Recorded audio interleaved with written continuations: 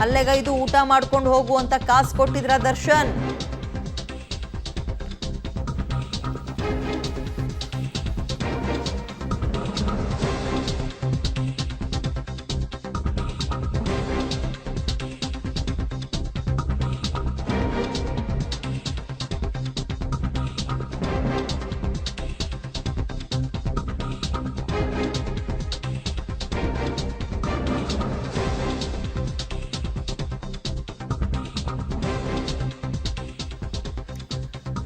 Okay, ಹಲ್ಲೆ ನಡೆಸಿ ಶೆಡ್ನಿಂದ S ಏನಾಯ್ತು ಅವತ್ತು ಅನ್ನೋದಕ್ಕೆ ಸಂಬಂಧಪಟ್ಟಂತೆ ನೋಡ್ತಾ ಹೋಗೋಣ. ಆತನನ್ನ ಕಿಡ್ನಾಪ್ ಮಾಡಿಕೊಂಡು ಶೆಡ್ಡಲ್ಲಿ ಕೂಡ ಹಾಕ್ತಾರೆ. ಮನಸ್ಸೋ ಇಚ್ಛೆ ಪವಿತ್ರ ಮತ್ತು ದರ್ಶನ್ ಇಬ್ರು ಬರ್ತಾರಂತ ಆಮೇಲೆ ಎಂಟ್ರಿ ಕೊಡ್ತಾರೆ. ಮನಸ್ಸೋ ಇಚ್ಛೆ ಪವಿತ್ರ ಚಪ್ಪಲಿಯಲ್ಲಿ ಹೊಡೆದಿದ್ದಾರೆ. ಅದಾದ್ಮೇಲೆ ದರ್ಶನೂ ಬಿಟ್ಟಿಲ್ಲ. ದರ್ಶನ್ ಅವರು ಕೂಡ ಸಿಕ್ಕಿದ್ ತಗೊಂಡು ಮುಖಾಮೂತಿ ನೋಡದೆ ಹೊಡೆದಿದ್ದಾರೆ.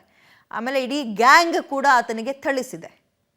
ಸದ್ಯಕ್ಕೆ ಸಿಗ್ತಾರೋ ಮಾಹಿತಿ ಅವತ್ತು ಏನೇನಾಯಿತು, ಕಾನ್ವರ್ಸೇಷನ್ ಏನಾಯಿತು ಅಂತ ಇವತ್ತು ಆ್ಯಕ್ಚುಲಿ ಸ್ಪಾಟ್ ಮಹಾಜರು ಮಾಡ್ತಾರೆ. ಇವಾಗ ಬರೀ ಮೌಖಿಕ ಹೇಳಿಕೆಗಳನ್ನು ರಿಸೀವ್ ಮಾಡ್ಕೊಳ್ತಿರ್ತಾರೆ ಪೊಲೀಸರು.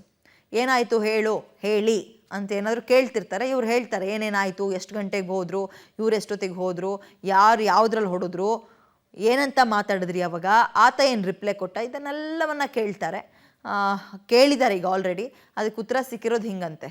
ಶೆಡ್ಗೆ ದರ್ಶನ್ ಮತ್ತು ಪವಿತ್ರ ಗೌಡ ಬರ್ತಾರೆ.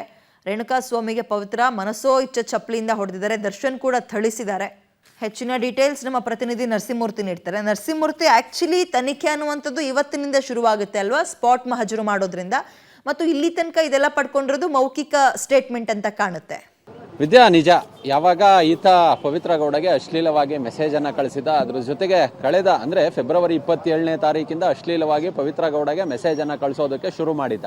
ಅದಾದ ಬಳಿಕ ಕಳೆದ ಒಂದು 3-4 ದಿನಗಳ ಹಿಂದೆ ಈತ ತನ್ನ ಮರ್ಮಾಂಗದ ಫೋಟೋವನ್ನು ಈಕೆಗೆ ಪವಿತ್ರ ಗೌಡಗೆ ಕಳಿಸಿದ್ದಾನೆ. ಆಗ ಆಕೆ ಪವನ್ ಎಂಬಾತನಿಗೆ ತಮ್ಮ ಮನೆ ಕೆಲಸದಾತ ಆತನಿಗೆ ಹೇಳಿದ್ದಾನೆ, ಈ ವಿಚಾರವನ್ನು ದರ್ಶನ್ಗೆ ಹೇಳ್ಬೇಡ, ಆತ ಏನಾದರೂ ಮಾಡಿಬಿಡ್ತಾನೆ, ಸರಿ ಇಲ್ಲ ಅನ್ನೋ ನಿಟ್ಟಿನಲ್ಲಿ ಕೂಡ ಹೇಳಿದ್ದಾರೆ. ಆದರೆ ಪವನ್ ದರ್ಶನ್ಗೆ ವಿಚಾರವನ್ನು ತಿಳಿಸಿದಾಗ ದರ್ಶನ್ ಚಿತ್ರದುರ್ಗದ ರಾಘವೇಂದ್ರನ್ಗೆ ಹೇಳ್ತಾರೆ, ಆತನ ಕರ್ಕೊಂಬ, ಈತ ಈ ರೇಣುಕಾ ಸ್ವಾಮಿಯನ್ನು ಕರ್ಕೊಂಡು ಬಂದಂಥ ಸಂದರ್ಭದಲ್ಲಿ ಬೆಂಗಳೂರಿನ RR ನಗರದ ಶೆಡ್ನಲ್ಲಿ ಇಟ್ಟಿರ್ತಾರೆ. ಶೆಡ್ಗೆ ಕರ್ತಂದು ಅಂತ ಹೇಳಿದ ಬಳಿಕ ದರ್ಶನ್ ಮತ್ತು ಪವಿತ್ರ ಇಬ್ಬರು ಕೂಡ ಆ ಶೆಡ್ಗೆ ಎಂಟ್ರಿಯನ್ನು ಕೊಟ್ಟಿದ್ದಾರೆ.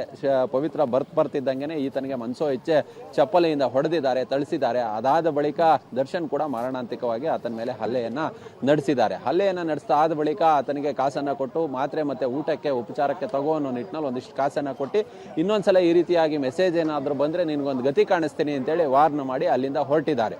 ಇವರಿಬ್ಬರು ಹೊರಟ ಬಳಿಕ ಉಳಿದಂತಹ ಆರೋಪಿಗಳು ಯಾರಿದ್ರು, ಇವರು ಈತನಿಗೆ ರೇಣುಕಾ ಸ್ವಾಮಿಗೆ ಮನಸೋ ಇಚ್ಛೆ ಥಳಿಸಿದ್ದಾರೆ, ಆತನ ಕಾಲನ್ನು ಅಗಲಿಸಿ ಮರ್ಮಾಂಗಕ್ಕೆ ರಾಡ್ನಿಂದ ಹೊಡೆದಿದ್ದಾರೆ, ತಲೆಯನ್ನು ಗೋಡೆಗೆ ಗುದ್ದಿಸಿದ್ದಾರೆ.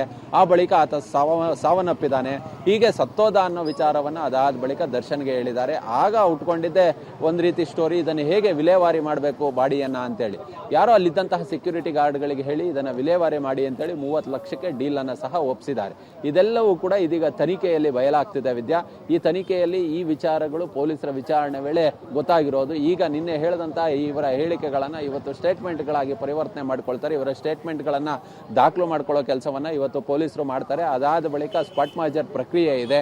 ಅದು ಸುಮನಹಳ್ಳಿಯ ಬಳಿ ಇವರು ಮೃತದೇಹ ಎಸ್ತಂತಹ ಜಾಗ ಇರ್ಬೋದು, ಮತ್ತು ಆ ಶೆಡ್ನಲ್ಲಿ ಕೂಡಿಟ್ಟು ಹಲ್ಲೆ ನಡೆಸಿದಂತಹ ಜಾಗ ಇರ್ಬೋದು, ಈ ಎಲ್ಲ ಕಡೆ ಇವರು ಇವತ್ತು ಸ್ಪಾಟ್ ಮಹಜರ್ ಪ್ರಕ್ರಿಯೆಯನ್ನು ನಡೆಸೋದಕ್ಕೆ ಪೊಲೀಸರು ತಯಾರಿಯನ್ನು ಮಾಡ್ಕೊಂಡಿದ್ದಾರೆ. ಓಕೆ, ಥ್ಯಾಂಕ್ ಯು ನರಸಿಂಹಮೂರ್ತಿ ತಮ್ಮ ಡೀಟೇಲ್ಸ್ಗೆ.